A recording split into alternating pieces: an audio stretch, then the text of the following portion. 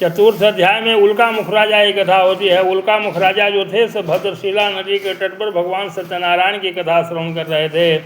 और साधु नामक बनिया भी जो था से व्यापार के लिए नाव में सामग्री लाद करके जा रहा था।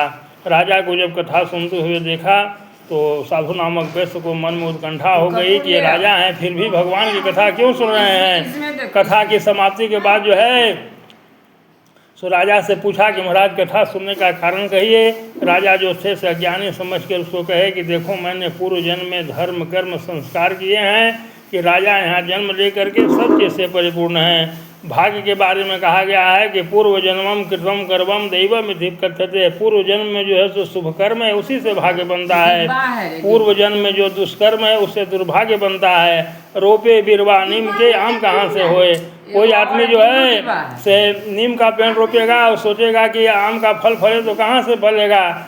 किसान भी धरती में सुंदर और पुष्ट बीज को जो है सो बोता है कि हमारा बीज जो है सो जितना ही मात्रा में रहेगा उतना ही मात्रा में जो है सो फसल होगी।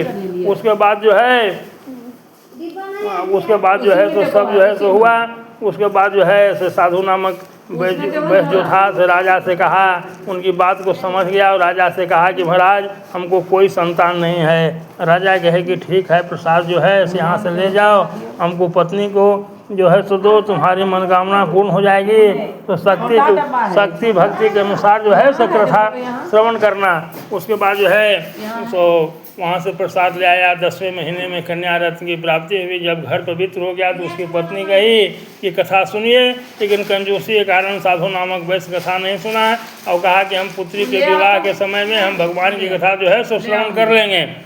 उसके बाद जो है सो उसकी कन्या विवाह के योग्य हो गई। योग्य बने पुत्र को देख करके विवाह भी हुआ, मड़वा भतपान चौठारी सब हुआ, लेकिन कथा नहीं सुना। नहीं सुनने से जो है से सब सामान जो है उसको जो है हरण कर लिए। जब घर में कुछ नहीं बचा तो पुत्री का भी विवाह कर लिया। और जब घर में कुछ नहीं बचा तो व्यापार करने के लिए ससुर दामाद दोनों चले के तो राजा के राज्य में गया। वहाँ खजाना में चोरी हो गई थी, सब सामान इसी के नाव पर फेंक दिए थे। राजा के दूत आए, सब इसी के नाव पर सामग्री पाए, दोनों को जेल में बंद कर दिए। माँ बेटी जो है से बच गई, से भिक्षा मांग करके जीवन यापन करने लगी। इस तरह से समय जो है से बीतने लगा। फिर जो है तो साधु नामक वैश्य जो था से जेल में बंद होने के बाद जो है सो बहुत सोच विचार करने लगा। उसके बाद जो है सो उसकी कन्या किसी गांव में भिक्षा के लिए गई थी, तो वहाँ पर भगवान की कथा हो रही थी, बैठ गई और भिक्षा भोजन प्रसाद ग्रहण करने में बहुत विलम्ब हो गया। जब घर आती है तो माता पूछती है किस कारण से विलम्ब हो गया, तो कहने लगी कि भगवान की कथा में बैठ गए थे इसलिए विलम्ब हो गया। तो उसकी माता को स्मरण हुआ कि हमारे पति भी वंश वृद्धि के लिए भगवान की कथा का प्रतिज्ञा किए थे, किसी कारण से पूर्ण नहीं किए हैं इसलिए ऐसा हुआ है। फिर उसी जगह पर प्रतिज्ञा कर ली कि बाहर से परिवार लोग आ जाएंगे तो मैं भगवान की कथा सुनूंगी। उसके बाद जो है तो प्रतिज्ञा करने के बाद जिनके जेल में बंद हुए थे राजा